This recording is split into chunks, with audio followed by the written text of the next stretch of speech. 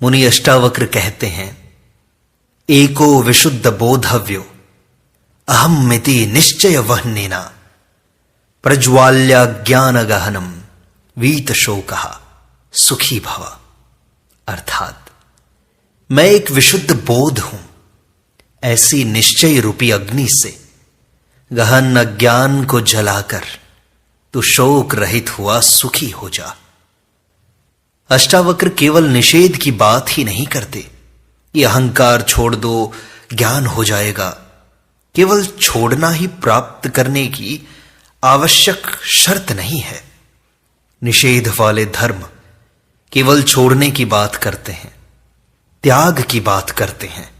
सब छोड़ दो, घर बार, पत्नी, बच्चे, कपड़े सब छोड़ दो, जंगल चले जाओ, भूखे रहो, भीख मांग कर खाओ इत्यादि। इस छोड़ने की शिक्षा ने दुनिया का बहुत अहित किया है। छोड़ सब दिया किंतु मिला कुछ नहीं। ऐसे व्यक्ति की स्थिति बड़ी दयनीय हो गई। वह मार्ग से ही भटक गया, धोबी का गधा बन गया, न घर का न घाट का। किंतु अष्टावक्र विधायक हैं। वे कहते हैं कि अहंकार मात्र छोड़ देने से, कर्तापन छोड़ देने से वह परम मिल ही जाए आवश्यक नहीं है। फिर छूटने की भ्रांति भी हो सकती है, किंतु वह सूक्ष्म तल पर विद्यमान रहता है। यह मान लेने से कि अंधकार नहीं है, अंधकार विलुप्त नहीं हो जाता, दीप जलाने से ही दूर होगा। अष्टावक्र इसलिए विश्वास दिलाते हुए कहते हैं कि आत्मज्ञान के लिए तू यह निश्चय पूर्वक मान ले कि मैं विशुद्ध बोध स्वरूप आत्मा हूं, तो तेरा ज्ञान रूपी अंधकार चाहे कितना ही घना क्यों ना हो, एक क्षण में विलीन हो जाएगा। अज्ञान का अस्तित्व नहीं है, वह ज्ञान का अभाव मात्र है। जब तक ज्ञान नहीं है अज्ञान रहेगा, किंतु ज्ञान का उदय होते ही वह लुप्त हो जाता है। इस ज्ञान प्राप्ति के बाद ही मनुष्य शोक रहित होकर सुखी हो सकता है। अज्ञान के रहते वह कभी शोक रहित नहीं हो सकता। अज्ञान के कारण मनुष्य की अनेकों अपेक्षाएं होती हैं। जब अपेक्षाएं पूरी नहीं होती तो वह दुखी होता है। अपेक्षा रहित जीना भी एक कला है। जो मिला है वह अमूल्य है। इसी में संतोष करके जीना, कृतज्ञ भाव से जीना ही परम सुख है। जितनी अपेक्षाएं बढ़ती हैं, दुख उससे कई गुना बढ़ जाता है। जीवन में ऐसा कभी किसी के साथ नहीं हुआ कि उसकी संपूर्ण अपेक्षाएं पूरी हो गई हों। यह जानते हुए भी मनुष्य अपेक्षाएं किए जा रहा है, वह दुखी होता है। इसका कारण वह स्वयं ही है, कोई दूसरा नहीं है। यह अज्ञान ही है जो विशुद्ध बोध से ही नष्ट हो सकता है। समझ ही पर्याप्त है। अष्टावक्र मुनि आगे कहते हैं, यत्र विश्वमिदं भाति कल्पितम रज्जु सर्पवत् आनंद परमानंदः सबोधस्त्वं सुखम चर। अर्थात जहां यह विश्व रस्सी में सर्प के समान कल्पित भासता है, वही आनंद परमानंद बोध है। अतः तो सुखपूर्वक विचर। अष्टावक्र जी इस सूत्र में आत्मा एवं सृष्टि का संबंध बताते हुए कहते हैं कि आत्मा अरूप है, निराकार है। उसी निराकार का साकार रूप यह सृष्टि है। आकार बनते हैं व बिगड़ते हैं, किंतु मूल तत्व वही रहता है। स्वर्ण से विभिन्न आभूषण बनते हैं, वह उन्हें गलाकर पुनः विभिन्न आभूषण बनाए जाते हैं, किंतु मूल तत्व स्वर्ण ही रहता है। जो बनते बिगड़ते हैं वे अनित्य हैं, शाश्वत नहीं। शाश्वत वही चैतन्य आत्म तत्व है। अध्यात्म में इसी अनित्य को भ्रम कहा है। यह आज दिखाई देता है, कल नहीं रहेगा। इसलिए इसका सहारा लेना ही भ्रांति है, मूर्खता पूर्ण है। फिर अष्टावक्र कहते हैं कि सृष्टि रस्सी में जिस प्रकार कल्पित सर्प भासता है, वैसे ही यह सर्प के समान दिखाई देता है, किंतु है यह रस्सी जैसी। केवल तुम्हारी मनोदृष्टि से ही यह सर्प के समान दिखाई दे रही है। जैसी है उसका ज्ञान तुम्हें नहीं है।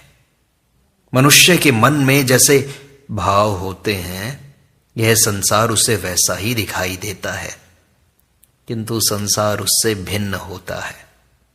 मन में भूत का भय रहने पर जंगल में क्या घर में ही भूत दिखाई देगा? स्वप्न में भी भूत आकर छाती पर बैठ जाएगा।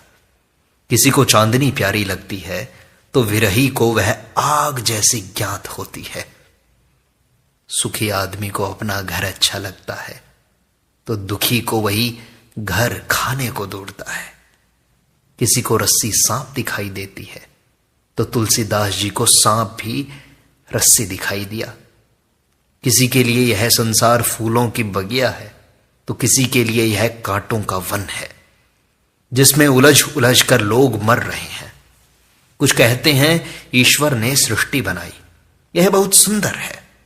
पर्वत, नदी, झरने, मैदान, वन, समुद्र, बादल, इंद्रधनुष, सूर्य, चांद बड़े सुंदर हैं।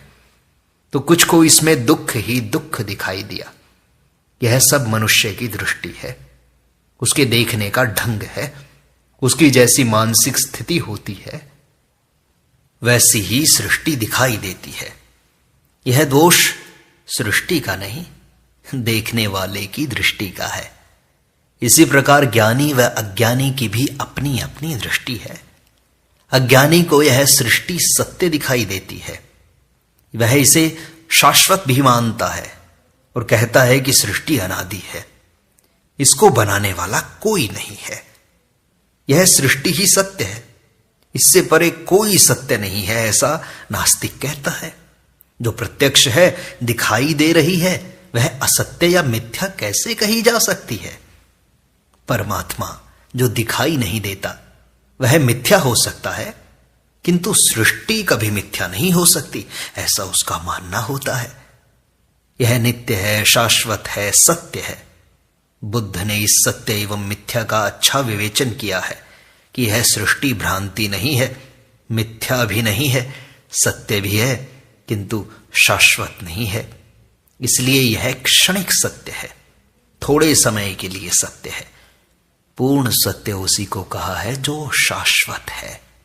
जो शाश्वत नहीं है वह सत्य नहीं हो सकता। अष्टावक्र की दृष्टि अनूठी है। वे इन सब विवादों से ऊपर मर्म की बात कह रहे हैं। सभी अद्वैतवादी ऐसी ही रस्सी में सांप का, सीपी में चांदी का, मृग मरीचिका का, गहनों में सोने का व घड़े में मिट्टी का उदाहरण देते हैं। अष्टावक्र भी कहते हैं कि यह विश्व रस्सी में सर्प की भांति कल्पित भासता है। इसका अर्थ यह नहीं है कि संसार नहीं है या संसार कल्पना मात्र है, बल्कि इसका अर्थ है संसार तो है, सृष्टि है। ये वन, पर्वत, नदियां, झरने सभी हैं, ये जीव जंतु, वनस्पति आदि सभी हैं, किंतु इससे सुख की आशा करना मृग मरीचिका के समान है, जो कभी मिल नहीं सकता। साथ ही अष्टावक्र जनक को कहते हैं कि यह संसार सत है या असत, अच्छा है या बुरा, रस्सी है या सर्प, इससे कोई प्रयोजन नहीं। तू संसार नहीं है और ना ही तू संसारी है। तेरे लिए भय का कोई कारण नहीं है। तू आत्मा है, जो आत्मा परमानंद का भी आनंद है। फिर तेरे में दुख, भय इत्यादि कैसे व्याप्त हो सकता है? तू ज्ञानी ही नहीं है, स्वयं ज्ञान है, बोध है। इसलिए तू सुखपूर्वक विचर। इस आत्मज्ञान से तेरे सारे संशय, भ्रम दूर हो जाएंगे। संसार के प्रति जो तेरी दृष्टि है वह बदल जाएगी। जिस प्रकार स्वप्न में किसी को देखकर भय लगता है, किंतु स्वप्न टूटने पर भय दूर हो जाता है, उसी प्रकार अज्ञानी ही संसार से भयभीत होता है। ज्ञान होने पर वह इस काल्पनिक भय से मुक्त हो जाता है। मुनि अष्टावक्र कहते हैं, मुक्ताभिमानी मुक्तो ही बद्धो बद्धाभिमान्यपि किम वदन्तीह सत्येयम या मतिः सा गतिर्भवेत्। अर्थात मुक्ति का अभिमानी मुक्त है और बद्ध का अभिमानी बद्ध है। यहां यह किंवदंती सत्य है कि जैसी मति होती है वैसी ही गति होती है। इस सूत्र में अष्टावक्र कहते हैं कि जैसी मति होती है वैसी ही गति होती है। यह अध्यात्म का एक सूत्र है। एक सूत्र और है कि अंतमति सुगति। अंत यानी मृत्यु के समय जैसी मति होती है वैसी गति होती है। इस मत की पुष्टि के लिए कई कथाएं हैं। श्री कृष्ण ने गीता में कहा है कि अनासक्त पुरुष कर्म करता हुआ परम पद को प्राप्त होता है। जनक आदि ज्ञानी जन भी आसक्ति रहित कर्म द्वारा ही परम सिद्धि को प्राप्त हुए हैं। गीता में भी यह कहा है, योगः कर्मसु कौशलम। जो योग में स्थित होकर अर्थात स्थित प्रज्ञ होकर कर्म करता है वह भी मुक्ति का अधिकारी है। अध्यात्म में ऐसे अनेकों उदाहरण हैं जिनसे यह सिद्ध होता है कि कर्म बंधन नहीं है। उसके प्रति जो आसक्ति है, जो राग है, वही बंधन है।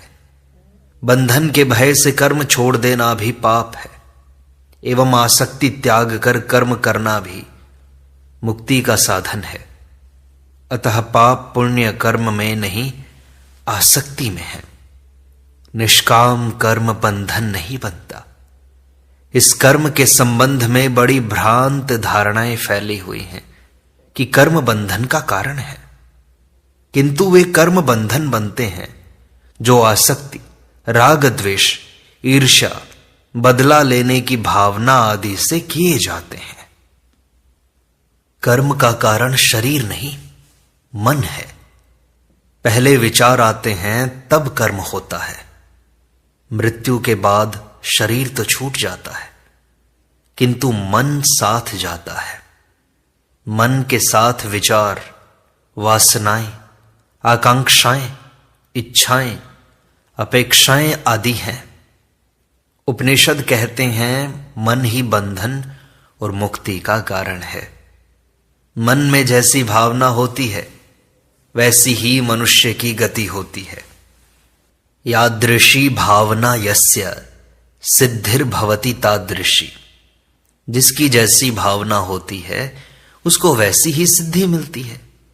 पाप पुण्य का फल न कर्म में होता है न उसके फल में, वह कर्ता की भावना में होता है।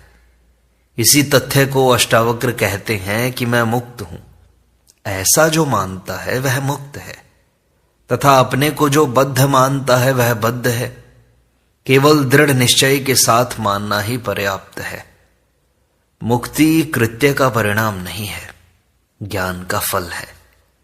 आत्मज्ञानी भी यदि अपने को बद्ध मानता है तो वह भी मुक्त नहीं है, वासनाग्रस्त है।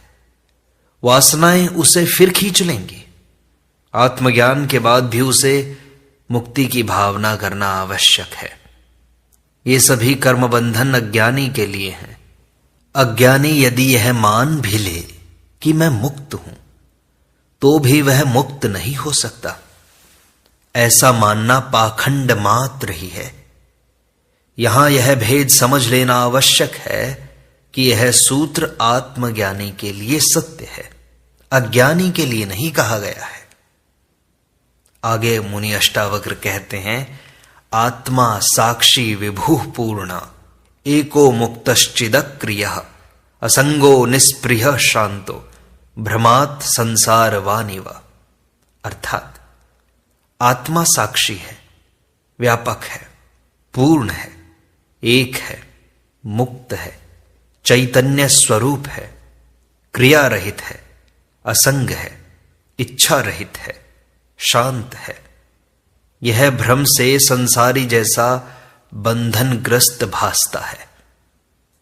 इस सूत्र में अष्टावक्र जनक से कहते हैं कि तुम आत्मा ही हो, आत्मा तुम्हें प्राप्त नहीं करनी है, वह तुम्हें प्राप्त है।